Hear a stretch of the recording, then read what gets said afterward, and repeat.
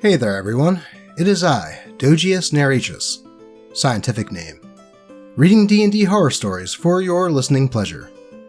In today's episode, we have a tale of what happens when you mix a spoiled player with a pushover DM. A story of a player accusing another player of racism for a massively stupid reason. And much more.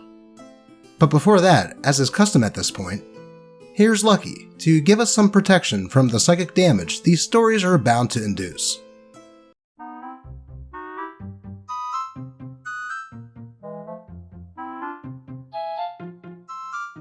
Now with our shields up, let's get right into these stories. Man-child ruins campaign because he wants to be the main character. By Reddit user, Trelos Kensai. This happened a few years ago. I used to be part of a long-standing group that stayed together for over 4 years, with only a few members cycling out. The core remained the same throughout these years. The cast is Gray, host and main DM, college professor of English, and creator of half the homebrew worlds we played in. Me, secondary DM, prior military, as were most of the group, creator of the other half of the homebrew worlds.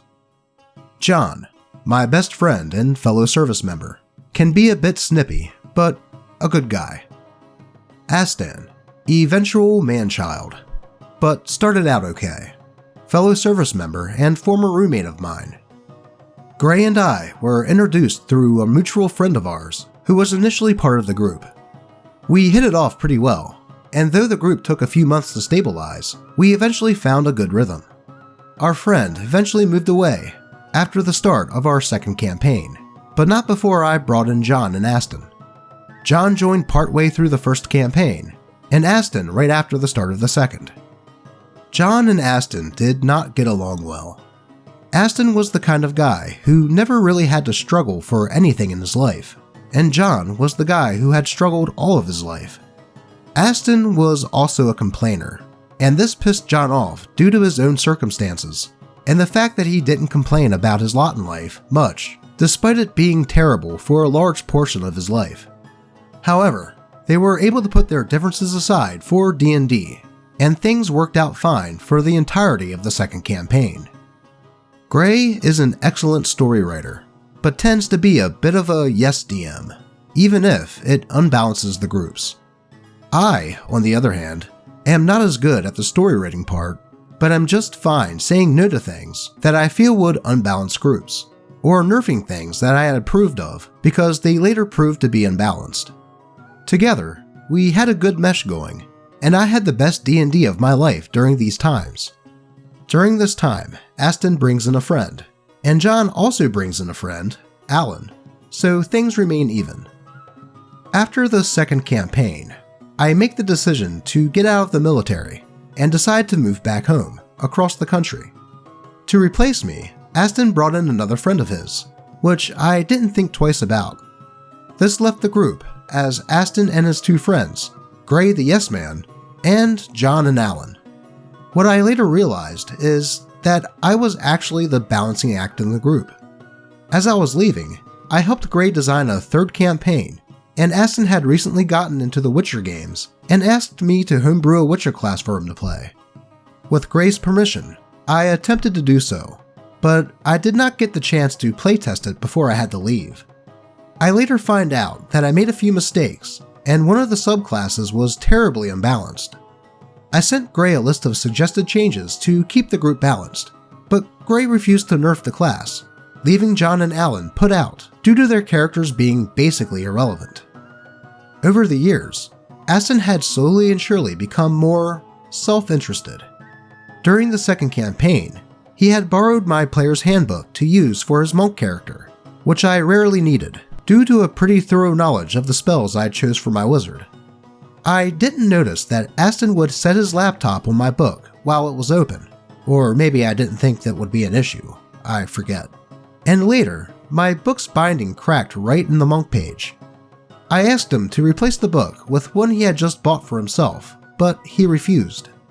Other personal circumstances soon led to a falling out between the two of us, and Aston soon demanded that the group not mention me at all.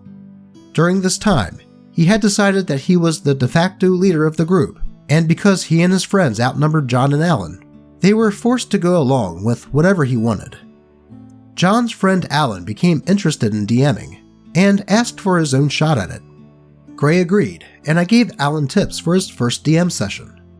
He asked me if I would be willing to listen in via a call to give feedback afterwards, and I agreed, but Aston threw a fit and refused to allow it. At this point, John and Aston had slowly been coming to a head in their personal disagreements, and John was at a boiling point. Alan went through his session, and Aston basically went out of his way to ignore all the plot threads Alan laid around. Alan heavily inferred that leaving a castle that was under attack would have dire consequences, and they got mad when they left and the castle was destroyed, and a prior PC was killed in the process.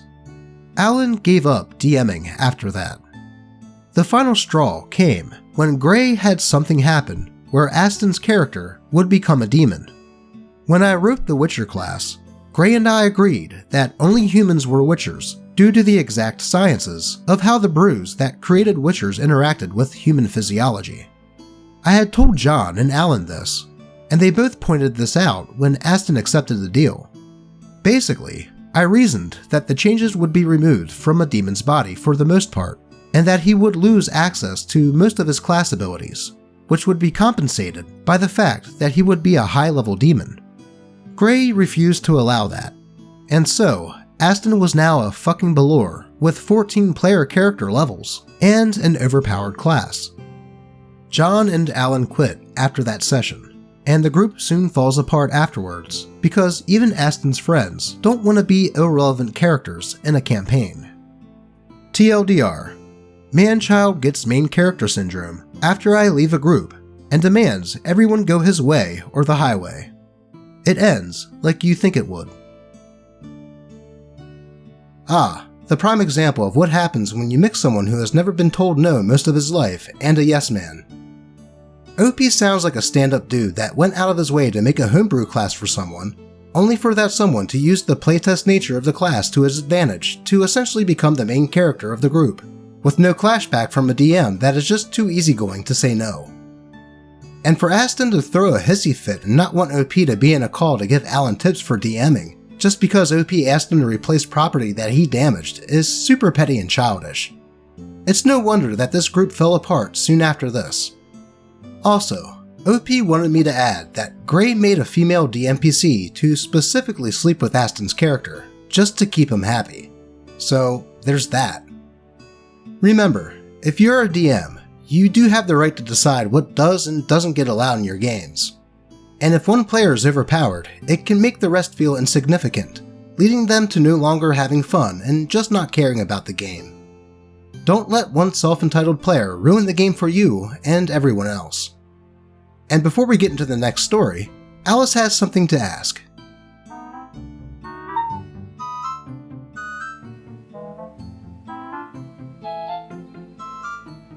How could you resist that? Anyway, let's get into the story. Sorcerer player overreacts to a slip-up and abruptly leaves the session because of it. By Reddit user, relative position 147. This is a short story, but really memorable for me because it was just so bizarre. Our party encountered an NPC that we eventually discovered is a dragon, and we were trying to investigate what kind of dragon he was to be prepared to confront him. With the clues the DM gave throughout the session, and several good rolls on checks, we managed to deduce that he was a black dragon, and our wizard asked out loud, "So, he's black?"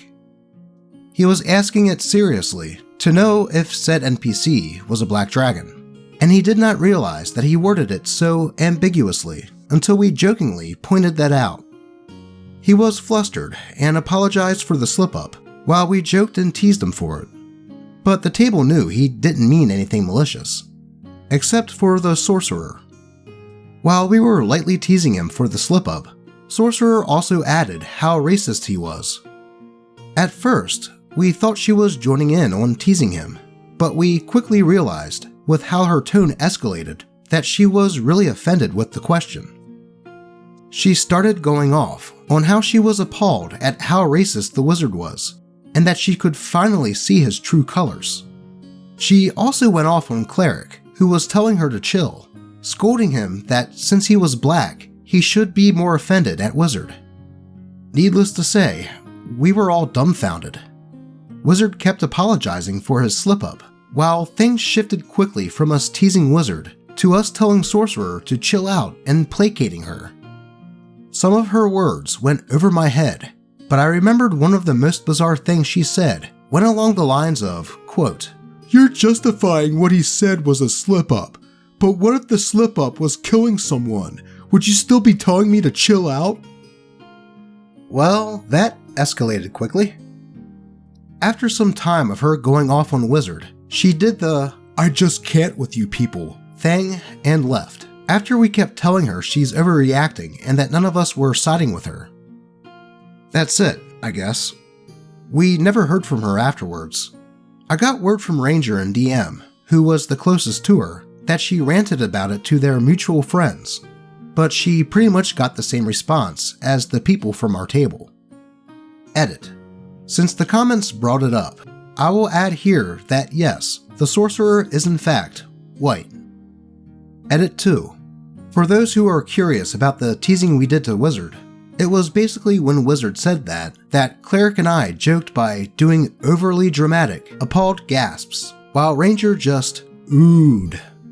The DM gave an amused look at Wizard and teased him by asking back, quote, "You're asking if NPC is black." And that's when it dawned on Wizard on how he just worded his question. That's literally it. Wow. Mountain meet Molehill. Talk about an overreaction. Is OP sure that they weren't just playing with an amalgamation of Twitter made sentient? I really do hate it when people like Sorcerer take something so innocuous and innocent like this and slap the label of racism on it. Not only was she labeling someone who obviously did nothing wrong, but when people do this, it kinda sullies the term. If anything, I would say that the group is better off with her storming out. Though, with that said, let's move on. And before we get into this next one, a bit of a content warning. This next story contains mentions of stalking, harassment, abuse, and self-harm. This is the last story of the day, so if you would like to skip it, I thank you for watching, and I'll see you next time. But with that said, let's get into it. My first tabletop RPG experience, ruined by the DM and Insane X. By Reddit user, Lost Mono Kuma Cub. This happened a while ago, so some of the details are a bit fuzzy, but I'll try my best to keep the events in order, and fake names will be used. Content warning for stalking, harassment, abuse, and unalive mentioned. An old high school friend of mine, Ricky, showed up at my job one day, and we started to catch up. He invited me out to lunch, where he tells me that he wanted to run a game called Vampire the Masquerade. I haven't played any tabletop RPGs before, but I assumed it was just some board game, so I agreed without question, mostly because I had lost touch with a lot of friends and needed to get out of that work then home rut that I was in. I come to his place, and was surprised to see two other friends, Alan and Tara, there as well. We spent that first night getting a feel for the game, setting boundaries, which weren't many because we didn't mind graphic, mature themes, and making our characters.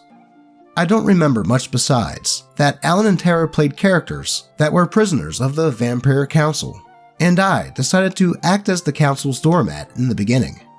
It sucks that I learned all I needed to know, only to play 4 full sessions. The first 2 sessions were mostly introductions, learning a little about each other's characters, and getting our feet wet with role-playing. Around the end of the second session, I noticed that Tara was flirting with me a bit, both in and out of game. Afterwards, we were smoking and waiting for my ride, when Tara asked me if our characters could have an in-game romance. I didn't mind, and was a little surprised that she was playing a lesbian because she had said she doesn't think she could ever date another girl. Well, Tara is a lesbian and came out to me right then and there. I was shocked, but was very supportive because I'm bisexual myself. She confessed that she always found me attractive, but we decided to take things slow in real life. But in game, I would give her what she wants. I promised this was important. In the third game, my character ended up saving Alan and Tara by killing a council member and setting up the next plot hook for Session 4. In the middle of the week, Ricky hit us up to let us know that he'd be inviting another player. We said it was okay and gave ideas on how we could introduce them to the party. The day comes, and I walk in to see my freaking ex-boyfriend, Matthew. Here's where the content warnings come into play. My ex and I ended things on bad terms. He was controlling, manipulative, and overall abusive. After I ended things, I still tried to remain friends, but stated that I needed space, which he did the opposite. He flat out refused to believe that I broke up with him, and he asked every chance he got for me to get back with him. And when I said no, he would call me every name in the book. If I tried to distance myself, he would use our mutual friends against me by telling them he wanted to unalive himself, just because I was treating him so badly, which caused me to lose a lot of them because they refused to listen to my side. He tried forcing himself on me multiple times as well. He would threaten me to keep me quiet, and I was too terrified to speak up. Dumb mistake, I know, but I was a teen and I thought I could handle it alone. Always tell a trusted adult if you go through something like this, kids. I pulled Ricky to the side and tried to tell him that if I'd known it was Matthew, then I wouldn't have wanted him to be there. Ricky said that he thought it didn't matter since we were friendly with each other before graduation. I wanted to leave, but had no money for an Uber.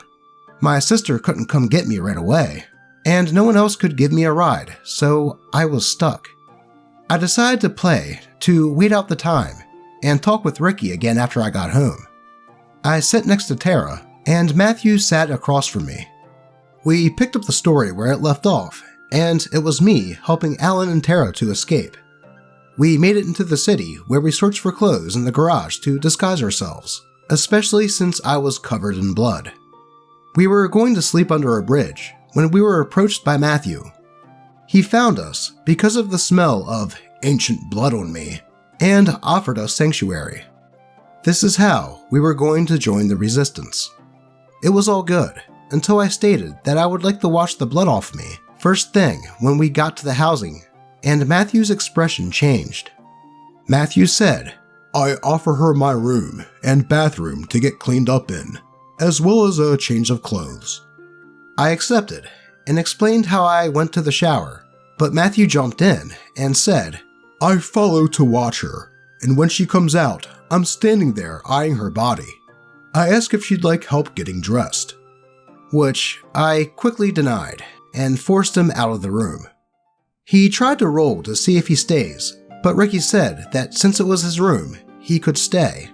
So I went back into the bathroom and changed, much to Matthew's annoyance, but I didn't care. I quickly exited his room and went to Tara, where I explained how I was comforting her and how I kissed her, which was to turn into an intimate scene and fade to black. Matthew interjected, saying, "I walk in and see them kissing and ask if I can join," which Ricky asked him to roll for. Tara and I were shocked and stated that this went against our consenting rule, which no one could roll their way into sleeping with another player character. Ricky went on to describe how we see Matthew watching us and that we continued our fun time in front of him until he walks in to join.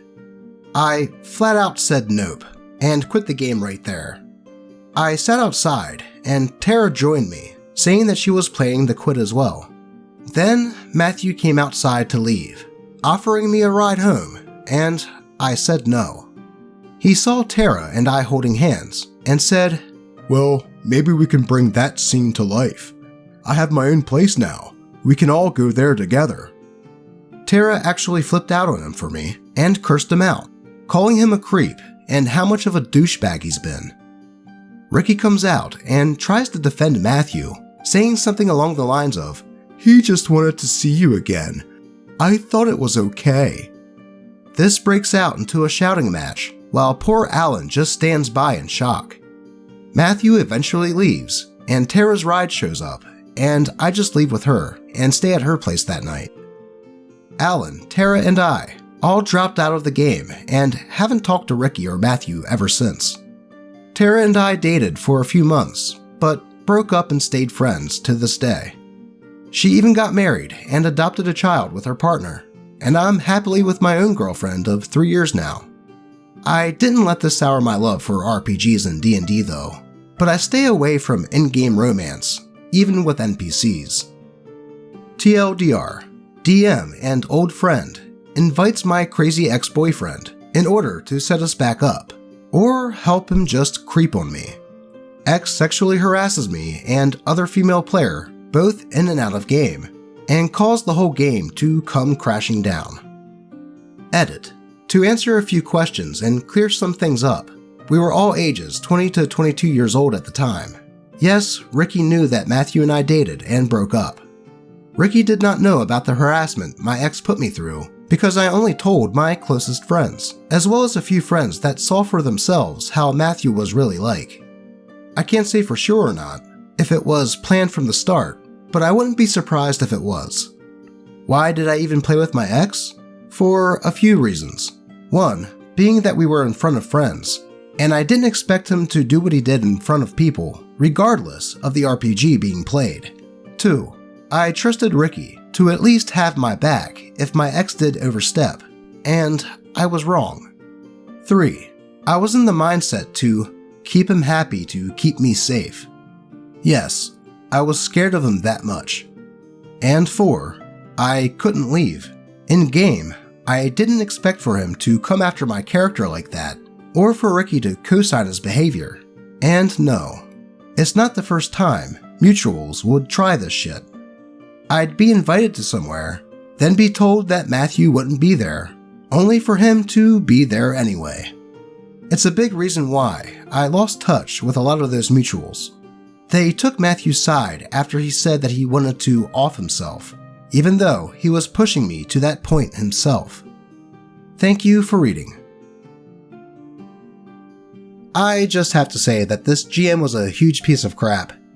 Even if he didn't realize the abusive history between OP and her ex, what he did is super scummy. Inviting someone's ex regardless of their history without telling them is something no one should ever do. And Matthew sounds like a straight-up sociopath.